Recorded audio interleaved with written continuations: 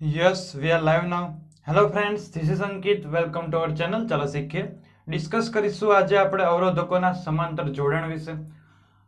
અત્યાર સુધીના લેક્ચરની અંદર આપણે વિદ્યુત પ્રવાહ અને એના પછી આપણે અવરોધો વિશે જોઈ ગયા અને લાસ્ટ લેક્ચરની અંદર આપણે અવરોધોનું જે તંત્ર આવે એના બે ભાગ જોવાના હતા. લાસ્ટ લેક્ચરમાં આપણે પહેલો ભાગ જોઈ ગયા કે અવરોધોના તંત્રમાં અવરોધોનું શ્રેણી જોડાણ એ આપણે લાસ્ટ લેક્ચરની અંદર ભણી ચૂક્યા છીએ. આ લેક્ચરની અંદર આપણને શું જોવા મળશે તો અવરોધોનું સમાંતર જોડાણ જોવા મળશે. પહેલા આપણે પ્રવૃત્તિ 12.6 કરીશું. ત્યાર પછી જેવી રીતે શ્રેણી જોડાણની અંદર પહેલા આપણે બે પ્રવૃત્તિ કરી હતી, ત્યારબાદ એના સૂત્ર આપણે મેળવ્યું હતું સમતુલ્ય અવરોધનું, તો એ જ રીતે અહીં પણ આપણે સમાંતર જોડાણના સમતુલ્ય અવરોધનું સૂત્ર મેળવીશું. ત્યાર પછી એની લાક્ષણિકતા જોઈશું જેમ આપણે શ્રેણી જોડાણમાં કરી હતી, અને જોડે જોડે આપણે કમ્પેરિઝન પણ કરતા જઈશું શ્રેણી જોડાણ સાથે કે ભાઈ શ્રેણી જોડાણની અંદર કઈ રીતે થાય છે તો સમાંતર જોડાણની અંદર કઈ રીતે થાય છે. તો ચાલો લેક્ચરની શરૂઆત કરીએ. પહેલા પ્રવૃત્તિ 12.6 અવરોધોના સમાંતર જોડાણનો અભ્યાસ કરો, એ આપણને પ્રવૃત્તિ 12.6 શીખવે છે. અવરોધો કયા કયા લીધા છે તો જેમ સમાંતર જોડાણની અંદર R1 R2 અને R3 આપણે અત્યારે લેવાના છે, એમ આપણે શ્રેણી જોડાણની અંદર પણ R1 R2 અને R3 લીધેલા હતા. તો અવરોધકો આપણી પાસે કયા કયા છે R1 R2 અને R3. અવરોધ R1 પાસે વિદ્યુત સ્થિતિમાનનો તફાવત આપણે માપવા માટે વોલ્ટમીટર મૂક્યું, તો V1 આપણે પહેલા સમાંતર જોડાણ આપણે જોઈ લઈએ આકૃતિની અંદર. તો અહીં આપણને આકૃતિની અંદર જોઈ શકો છો કે આકૃતિની અંદર આ વિદ્યુત પરિપથની આકૃતિ છે, રેખાકૃતિ છે. તો આ ઇમ્પોર્ટન્ટ છે. જેમ શ્રેણી જોડાણની અંદર પરિપથની આકૃતિ ઇમ્પોર્ટન્ટ હતી એમ આ પણ ઇમ્પોર્ટન્ટ છે. ખાસ દોરતા શીખી લેવાની છે શ્રેણી જોડાણ અને સમાંતર જોડાણ બંનેની. બંને બોર્ડમાં પૂછવા લાયક ક્વેશ્ચન છે, તો ખાસ કરી લેવાની છે. આકૃતિની અંદર આપણે જોઈ શકીએ છીએ કે અહીં 4 બેટરી મૂકેલી છે, પ્લસ માઇનસ નિશાની, ધન ઋણની નિશાની છે. અહીં કળ છે, અહીં આપણને એ મીટર આપેલો છે વિદ્યુત પ્રવાહનું માપન માટે. અહીં આપણને અવરોધો છે R1 R2 અને R3 એ બે બિંદુઓ વચ્ચે સમાંતર જોડેલા આપણને દેખાય છે. તો શ્રેણી જોડાણની અંદર શું હતું કે અવરોધો શ્રેણીમાં જોડાતા હતા, સિરીઝમાં જોડાતા હતા, અને વિદ્યુત પ્રવાહને વહેવા માટે એક જ માર્ગ હતો. પણ અહીં એવું નથી કે વિદ્યુત પ્રવાહને વહેવા માટે ત્રણ માર્ગ છે જુદા જુદા. અહીંથી આ એક માર્ગ, આ બીજો માર્ગ અને અહીંથી આ ત્રીજો માર્ગ. તો 3 માર્ગ છે. એટલા માટે આ સમતુલ્ય અવરોધની અંદર 3 વિદ્યુત સ્થિતિમાનનો તફાવત જોવા મળે. એક તો આ X, આ જે પથ બતાવ્યો આકૃતિમાં, એ પથ માટે પહેલા વોલ્ટેજ V1 મળશે, બીજા પથ માટે વોલ્ટેજ V2 મળશે, ત્રીજા પથ માટે વોલ્ટેજ V3 મળશે. એ જ રીતે પ્રવાહ પણ 3 ભાગમાં વહેંચાઈ જાય છે. અહીં I છે, પણ આ I છે 3 ભાગમાં વહેંચાઈ જાય છે. અહીં આપણે I1 પ્રવાહ જાય છે, અહીં I2 પ્રવાહ જાય છે, અહીં I3 પ્રવાહ જાય છે, અને આ ત્રણેયનો સરવાળો થઈને છેલ્લે આપણને I મળી જાય છે. એટલે એમીટરની અંદર આપણને કુલ વિદ્યુત પ્રવાહ, અહીં એમીટર મૂકેલું છે, જોડેલું છે, તો અહીં આપણને કુલ વિદ્યુત પ્રવાહ જોવા મળશે. અને વોલ્ટમીટર પણ અહીં જોડેલું છે એટલે આપણને કુલ વોલ્ટેજ જોવા મળશે. જો વોલ્ટમીટર અહીં L અને M ની વચ્ચે મૂકેલું હોય તો આપણને V1 મળશે. જો વોલ્ટમીટર આપણે P અને Q ની વચ્ચે મૂકેલું હોય તો આપણને V2 મળશે. જો વોલ્ટમીટર S અને T ની વચ્ચે મૂકેલું હોય તો આપણને V3 વોલ્ટમીટરની અંદર વોલ્ટેજ આપણને મળશે.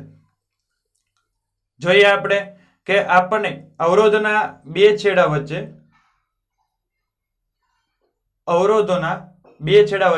તો R1 R2 અને R3 ની વાત કરીએ તો R1 વચ્ચે આપણે વોલ્ટમીટરનું અવલોકન V1 મળે છે, R2 ની અંદર વોલ્ટમીટરનું અવલોકન V2 મળે છે, R3 ની અંદર વોલ્ટમીટરનું અવલોકન V3 મળે છે.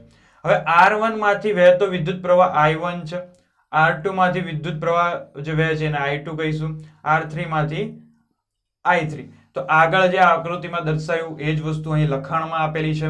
હવે આગળ સમાંતર જોડેલા દરેક અવરોધમાં બે છેડાઓ વચ્ચેનો વિદ્યુત સ્થિતિમાનનો તફાવત કેવો હોય છે? સમાન હોય છે. એટલે કે વિદ્યુત સ્થિતિમાનનો જે તફાવત છે, ભલે અહીં V1 મળે આપણને, ભલે અહીં V2 મળે આપણને, ભલે અહીં V3 મળે આપણને, પણ એ બધા છે એ આ V જે ટોટલ વોલ્ટેજ, કુલ વિદ્યુત સ્થિતિમાનનો તફાવત છે એના સમાન મળે છે. એટલે જ આપણે આકૃતિની અંદર અહીં x અને y ની વચ્ચે આપણે વોલ્ટમીટર કરેલું, કેમ કે આ બધા કેવા મળે છે? સમાન મળે છે. એટલે આપણે v1 શોધીએ, v2 શોધીએ, v3 શોધીએ કે v શોધીએ, એ શું થઈ ગયું? એક સરખું જ થઈ ગયું. તો અહીં આપણે શું કરીએ છીએ કે ભાઈ સમાંતર જોડાણની અંદર દરેક અવરોધની અંદર બે છેડાઓ વચ્ચેનો વિદ્યુત સ્થિતિમાનનો તફાવત કેવો હોય છે? સમાન હોય છે. એટલા માટે આપણે શું લખ્યું? v1 બરાબર v2 બરાબર v3 બરાબર v. આગળ વાત કરીએ કે સમાંતર જોડાણમાં પરિપથમાં વહેતો કુલ પ્રવાહ છે એ જુદા જુદા અવરોધોમાં શું થાય છે? વહેંચાઈ જાય છે. જુદા જુદા અવરોધોમાં વહેંચાઈ જાય છે. મતલબ કે જેમ આગળ કહ્યું એમ કે વિદ્યુત પ્રવાહ અહીંથી પસાર થશે, પણ અહીંથી i1 થઈ જશે, અહીંથી i2 થઈ જશે, અહીંથી i3 થઈ જશે, પણ એનો સરવાળો કેવો હશે? કુલ વિદ્યુત પ્રવાહ જેટલો જ. એટલે કે i બરાબર i1 plus i2 plus i3. તો આટલે સુધી ખ્યાલ આવી ગયો. એક તો v1 બરાબર v2 બરાબર v3 બરાબર v, અને બીજું i બરાબર i1 plus i2 plus i3. શ્રેણી જોડાણની અંદર વિદ્યુત પ્રવાહ i એ સમાન હતું અને વિદ્યુત સ્થિતિમાન v એ આપણને અલગ અલગ મળતું હતું, v1 v2 ને v3. જ્યારે સમાંતર જોડાણની અંદર વિદ્યુત સ્થિતિમાન v સરખું છે, જ્યારે વિદ્યુત પ્રવાહ i છે એ અલગ અલગ i1 i2 ને i3 આપણને મળે છે. તો આપણે બંનેની કમ્પેરિઝન કરીએ તો શ્રેણી જોડાણની અંદર આપણે શું લખી દેવાનું કે શ્રેણી જોડાણની અંદર વિદ્યુત પ્રવાહ સમાન, જ્યારે વિદ્યુત સ્થિતિમાનનો તફાવત અલગ અલગ. જ્યારે સમાંતર જોડાણમાં શું લખવાનું? વિદ્યુત સ્થિતિમાનનો તફાવત સમાન, જ્યારે વિદ્યુત પ્રવાહ અલગ અલગ. આગળ આપણે વાત કરીએ હવે સમતુલ્ય અવરોધનું સૂત્ર મેળવીએ આપણે, અને આ સૂત્ર છે આપણે દાખલાની અંદર કામમાં આવશે. નેક્સ્ટ લેક્ચરની અંદર આપણે સમાંતર જોડાણ અને શ્રેણી જોડાણના દાખલાઓની ચર્ચા કરવાના છીએ, તો ત્યારે આ સૂત્ર આપણને ઘણું કામમાં આવશે. અને ઇમ્પોર્ટન્ટ ક્વેશ્ચન પણ છે. સમાંતર જોડાણ અને શ્રેણી જોડાણમાંથી કોઈ પણ એક ક્વેશ્ચન પૂછે છે તો સમાંતર જોડાણના સમતુલ્ય અવરોધનું સૂત્ર મેળવો. તો આપણે શું કરવાનું છે? પહેલા સમાંતર જોડાણની વ્યાખ્યા લખવાની છે કે ભાઈ બે કે તેથી વધારે અવરોધોને આપણે એક સાથે બિંદુ x અને y ની સાથે સમાંતર જોડેલ હોય તો એને સમાંતર જોડાણ કહેવાય. વિદ્યુત પ્રવાહ આમાં શું હોય છે કે વિદ્યુત પ્રવાહને વહેવા માટે એક કરતા વધુ માર્ગો આપણે ઉપલબ્ધ કરાવીએ છીએ સમાંતર જોડાણની અંદર, જ્યારે શ્રેણી જોડાણની અંદર આપણે એક જ માર્ગ ઉપલબ્ધ કરાવતા હતા. જ્યારે અહીં x અને y બિંદુ વચ્ચે r1 અને r2 અને r3 અવરોધો છે એ કેવા જોડાયેલા હોય છે? એકબીજાને સમાંતર જોડાયેલા હોય છે. તો સમાંતર શબ્દ આપણે ગણિતની અંદર ભણી ચૂક્યા છીએ કે આ અવરોધો છે, આ જે વિદ્યુત જે પરિપથ છે, r1 નો વિદ્યુત પરિપથ, r2 નો વિદ્યુત પરિપથ, r3 નો વિદ્યુત પરિપથ, એ આગળ જતા ક્યાંય એકબીજાને છેદશે નહીં, એને આપણે શું કહેવાય? સમાંતર કહેવાય. અથવા બીજી રીતે સાદી રીતે યાદ રાખવું હોય તો એકબીજા વચ્ચે સરખું અંતર જાળવી રાખશે. આગળ દરેક અવરોધના બે છેડા વચ્ચે વિદ્યુત સ્થિતિમાનનો તફાવત કેવો હોય છે? સમાન હોય છે. જે આપણે આગળ પ્રવૃત્તિ 12.6 ની અંદર ભણી ગયા છીએ એ જ વસ્તુ અહીં ફરીવાર આપણને આપેલી છે. તો અહીં શું થશે? દરેક અવરોધના બે છેડા વચ્ચેનો વિદ્યુત સ્થિતિમાનનો તફાવત કેવો હોય છે? સરખો હોય છે. તો v બરાબર v1 બરાબર v2 બરાબર v3, બધા વચ્ચે બરાબર આવશે. વિદ્યુત સ્થિતિમાનનો તફાવત સમાન હોય છે. આગળ સેમ એ જ રીતે આપણે ઓહમનો નિયમ લાગુ પાડવાનો છે. શ્રેણી જોડાણની અંદર પણ ઓહમનો નિયમ આપણે લાગુ પાડ્યો હતો કે r બરાબર r1 plus r2 plus r3 આપણને આવું મળતું હતું. સેમ એ જ રીતે આપણે સમાંતર જોડાણની અંદર પણ ઓહમનો નિયમ લાગુ પાડવાનો છે. તો ઓહમના નિયમની અંદર I બરાબર v ભાગ્યા r, આપણી પાસે અવરોધ સિવાય બાકી બે જ વસ્તુ વધે છે, વિદ્યુત પ્રવાહ અને વિદ્યુત સ્થિતિમાનનો તફાવત. તો આપણે એ બેની જ વાત કરી છે કે શ્રેણી જોડાણની અંદર વિદ્યુત પ્રવાહ સમાન હતો તો વિદ્યુત સ્થિતિમાન અલગ અલગ હતું, જ્યારે સમાંતર જોડાણની અંદર વિદ્યુત સ્થિતિમાન સમાન છે, વિદ્યુત પ્રવાહ અલગ અલગ છે. જે અહીં આપણે લખ્યું છે r1 ની અંદર વિદ્યુત પ્રવાહ i1 મળે છે, r2 ની અંદર વિદ્યુત પ્રવાહ i2 મળે છે, r3 ની અંદર વિદ્યુત પ્રવાહ i3 મળે છે. તો આપણે શું કરીશું ભાઈ? કુલ વિદ્યુત પ્રવાહ બરાબર i1 plus i2 plus i3, કે ટોટલ આપણને મળે છે કે ભલે i1 i2 ને i3 વહેંચાઈ ગયો, ભલે અહીં i1 i2 ને i3 વહેંચાઈ ગયો, પણ છેલ્લે ટોટલ સરવાળો થઈને આપણને અહીંયા શું મળશે? i મળશે. હવે ઓહમના નિયમનો ઉપયોગ આપણે કરીએ કે ઓહમનો નિયમ શું કહે છે કે I બરાબર v ભાગ્યા r. આપણી પાસે I બરાબર i1 plus i2 plus i3 આવું આપેલું છે. શ્રેણી જોડાણમાં v બરાબર v1 plus v2 plus v3 એવું આપેલું હતું. એટલે આપણે એની અંદર v કરતા બનાવીને આપણે સૂત્ર લખતા હતા, જ્યારે અહીં આપણે i ને કરતા બનાવીને આપણે સૂત્ર લખીશું કે i બરાબર v ભાગ્યા r. તો i1 માં શું થશે? i1 બરાબર v ભાગ્યા r1. i2 માં શું થશે? i2 બરાબર v ભાગ્યા r2. i3 માં શું થશે? i3 બરાબર v ભાગ્યા r3. અને આપણી પાસે જેમ આપણે શ્રેણી જોડાણ માટેના સમતુલ્ય અવરોધ માટે આપણે શું લખ્યું હતું? rs લખ્યું હતું. s મતલબ સિરીઝ આપણે એવું કહ્યું હતું.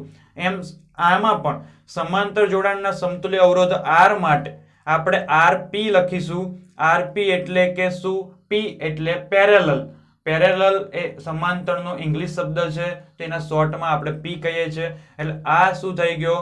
સમાંતર અવરોધ, સમાંતર જોડાણનો સમતુલ્ય અવરોધ rp થઈ ગયો. તો અહીં આપણે r ની જગ્યાએ શું લખીશું? rp લખીશું. તો i બરાબર v ભાગ્યા rp. આગળ વાત કરીએ તો આ આપણે i ની આ બધાની કિંમત આપણે મૂકી દઈએ આની અંદર, આ સમીકરણની અંદર. તો i બરાબર શું લખવાનું છે? v ભાગ્યા rp. તો લખી દીધું. i1 બરાબર v ભાગ્યા r1 એ લખી દીધું. i2 બરાબર v ભાગ્યા r2 લખી દીધું. i3 બરાબર v ભાગ્યા r3 લખી દીધું. તો હવે આગળ આપણે શું કરવાનું છે કે v તો સમાન છે. જેમ ઓલાની અંદર i સમાન હતું તો આપણે i ને આપણે કેન્સલ કરી દીધા હતા. તો સેમ એ જ રીતે એમાં આપણે શું કર્યું હતું? i વડે ભાગી દીધા હતા. તો આમાં આપણે v વડે ભાગી દેવાના છે. તો v વડે ભાગી દઈએ તો v ઉડી જશે. આ બધામાં v કેન્સલ થઈ જશે. તો v નીકળી જશે તો શું વધશે? 1/rp. કોઈ ના હોય ઉપર અપૂર્ણાંક હોય ને ઉપર અંશની અંદર કોઈ ના હોય તો એક તો હોય જ ભાગાકારની અંદર. તો 1 ભાગ્યા rp બરાબર 1 ભાગ્યા r1 પ્લસ 1 ભાગ્યા r2 પ્લસ 1 ભાગ્યા r3. તો આ રીતનું છે. હવે આપણું આ સૂત્ર આ બની ગયું છે કે સમાંતર જોડાણ માટે સમતુલ્ય અવરોધનું સૂત્ર શું થાય? 1 ભાગ્યા rp બરાબર 1 ભાગ્યા r1 પ્લસ 1 ભાગ્યા r2 પ્લસ 1 ભાગ્યા r3. જ્યારે સિરીઝ એટલે કે શ્રેણી જોડાણમાં સમતુલ્ય અવરોધનું સૂત્ર શું થાય?